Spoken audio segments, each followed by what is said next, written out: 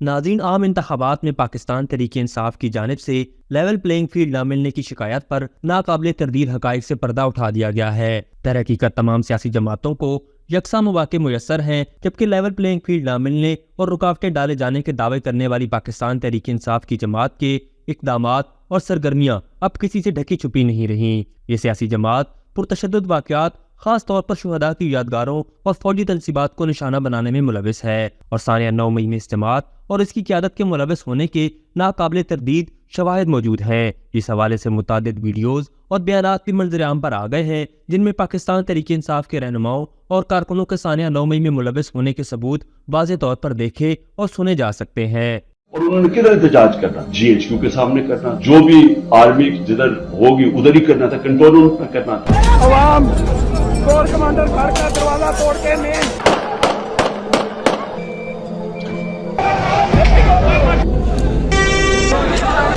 دوستو، کوئی کسی کا انتظار نہ کرے، آپ کو جگہ بتائی گئی ہے، آپ ابھی نکلے۔ ہمارے پاس ایک ہی راستہ ہے اب کہ ہم نے اب ہر حد تک جانا ہے ان کے خلاف۔ میں آپ ساروں سے کہتی ہوں، آج نکلیے اپنے گھروں سے باہر۔ آپ تمام سڑکیں، تمام ہائی ویز، تمام پلیں جو کہ جنوبی پنجاب سے اور پورے پنجاب سے گزرتی ہے بند کر دیں۔ آپ نے سب نے آج باہر نکلنا ہے۔ ملک بنانا ریپبلک بن گیا ہے۔ پاکستانی قوم پورے پاکستان کے اندر جہاں جہاں بھی ہیں وہاں پر آپ نکلے۔ آج انہوں نے ہماری ریڈ لائن کراس کر دی ہے کہ ہم ان کی جانیں لیں گے۔ ان کی ایسی کی تیسی اپنے باپ کو بھیجو، باپ کو۔ عمران تیرے جانی پر بے شمار بے شمار ہم نہیں مانتے۔ ڈاکٹر صاحبہ سارے جو ہیں وہ کور کمانڈر جا رہے ہیں ہاؤس پہ، تو اکٹھے ہو گئے کور کمانڈر کی طرف جا رہے ہیں۔ ہاں دیر یو، آپ اس کو ہاتھ بھی لگاؤ، صاحب ہوگا انشاءاللہ۔ ہمارے لیڈر کو بالوں سے پکڑ کے گھسیٹا گیا ہے، ڈٹیری ہم تمہیں بھی اسی طرح بالوں سے پکڑ کے۔ اگر کوئی بھی ٹکٹ ہولڈر فوری طور پر یہاں پہ نہ پہنچا، خدا کی قسم اسے بھی نہیں چھوڑیں گے۔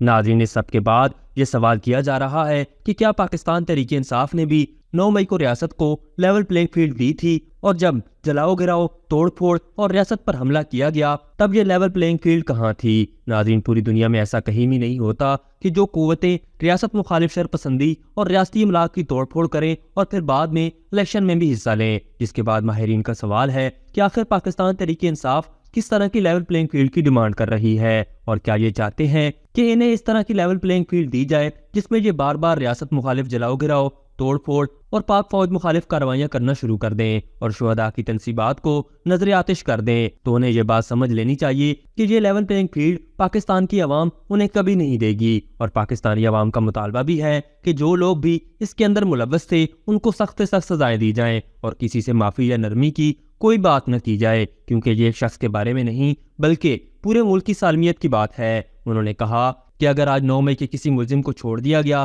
تو کل 9 مئی جیسے واقعات دوبارہ ہوں گے، اور کوئی بھی ملک رول آف لا کے بغیر نہیں چل سکتا، اور پوری دنیا میں اس جیسے واقعات کی سخت سے سخت سزائیں دی جاتی ہیں۔